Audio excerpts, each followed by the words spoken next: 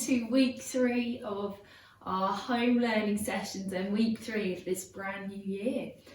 Okay, so this week we have got a good one. We are doing Jack and the Beanstalk, and this week is going to be an extra special week because this is the first time we're going to do some live sessions as well, so can't wait for that. But for now, I've got some good ideas to get you through the week, so here we go, let's have a little look. Right, let's have a look at these ideas for Jack and the Beanstalk. Just to let you know as well, you can, of course, look back at previous weeks, and if your child's particularly enjoyed one of the activities, perhaps you could adapt them for this new story. That would be brilliant. I just thought, as far as possible, I would try and bring new ideas to the table every week. But if you want to reuse something from the previous week, that's also equally fantastic. Okay, so the first idea is to plant either a seed or a bean. Now, I cannot claim to be green-fingered in the slightest, so you probably know far more about this kind of thing than I do. I know that when we planted cress in class, that was incredibly quick to come up, so perhaps something on the quicker side if you fancy it, and then you could observe what happens and have a chat about how we can look after the plant.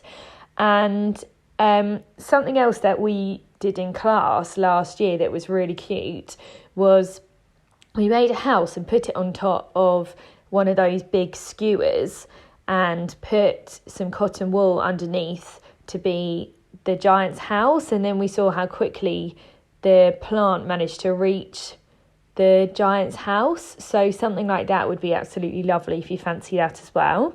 Another idea is to draw a beanstalk outline with a number at the bottom. It can be any number that's suitable for your child, and then perhaps go outside and collect some leaves, and you could stick the correct number of leaves on for the number at the bottom on the beanstalk. That would look lovely.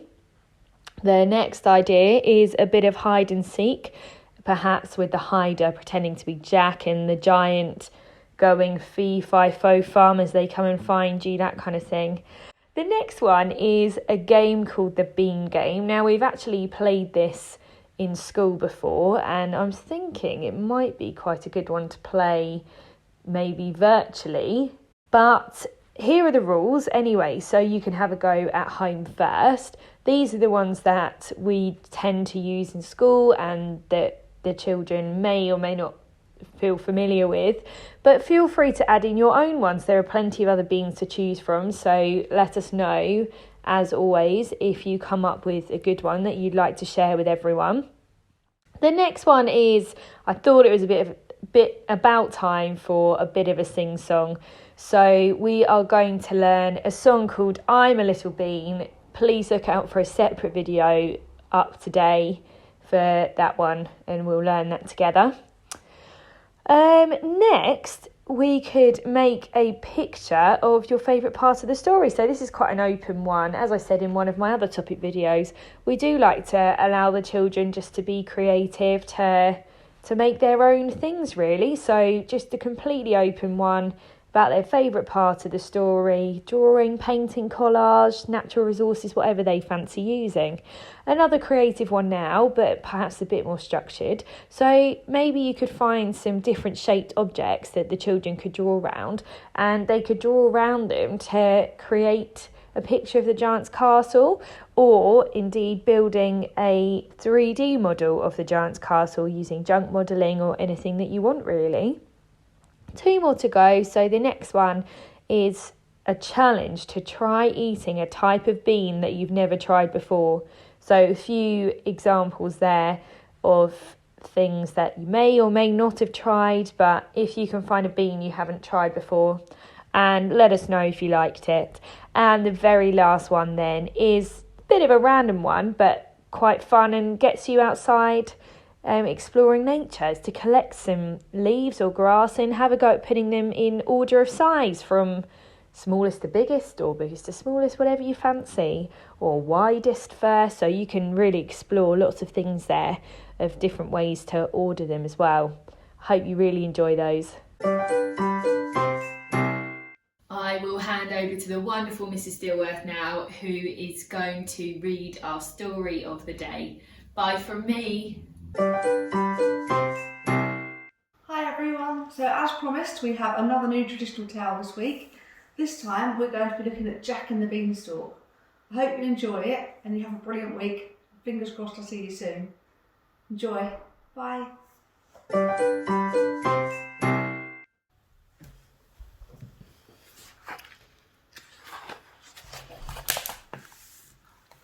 Jack and his mother were so poor they never had enough to eat.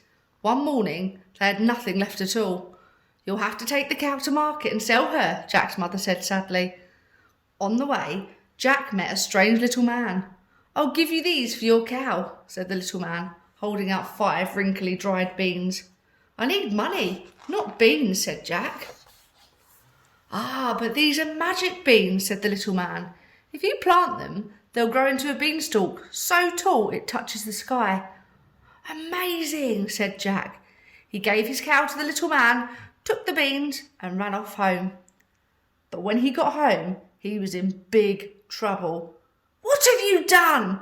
Jack, we need money, not beans," cried his mother, and she threw the beans out of the window. Poor Jack went to bed hungrier and gloomier than ever. What were they to do? In the morning, even his room seemed gloomy. His room seemed gloomy? Just a minute. Outside his window was a giant beanstalk, so tall it touched the sky. The little man was right, thought Jack. He scrambled onto the giant beanstalk and climbed up and up and up. And there at the top, he found a giant castle with a giantess in front of it. Jack gulped. Then his tummy rumbled. "Excuse me," he called out. "Please could you spare some breakfast?" The giantess picked him up. "My husband munches and crunches little people like you," she said. "I'll give you breakfast, but you'd better be gone before my husband gets home." She whisked Jack inside and set him down next to an enormous crusty loaf.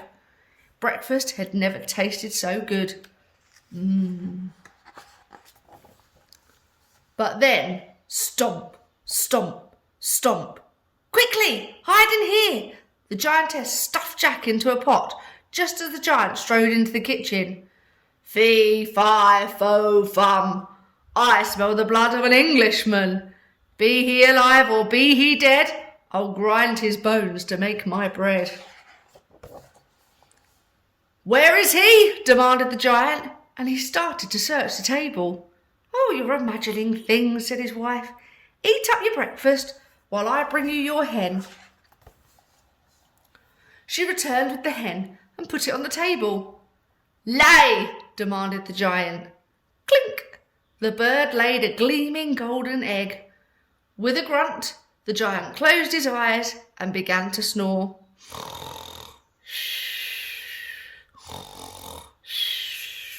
The giantess lifted Jack out of the pot. "Run for your life," she whispered, but Jack had his eyes on the hen. He grabbed the hen and he fled for the door. The bird let out a squawk, which woke up the giant, who saw Jack, and he let out a furious roar. Jack dived out of the door and onto the beanstalk with the giant hot on his heels. Jack scrambled down the beanstalk as fast as his legs would carry him. "What's going on?" shrieked his mother from below. "Is that a giant? Just bring the axe," cried Jack. Jack and his mother chopped and chopped at the beanstalk. It creaked, it wobbled, and then it toppled over sideways. The giant was flung far over the hills, and they never saw him again. As for Jack and his mother, they lived happily ever after. Each morning the hen laid a golden egg, so they grew richer, and Jack never climbed another beanstalk.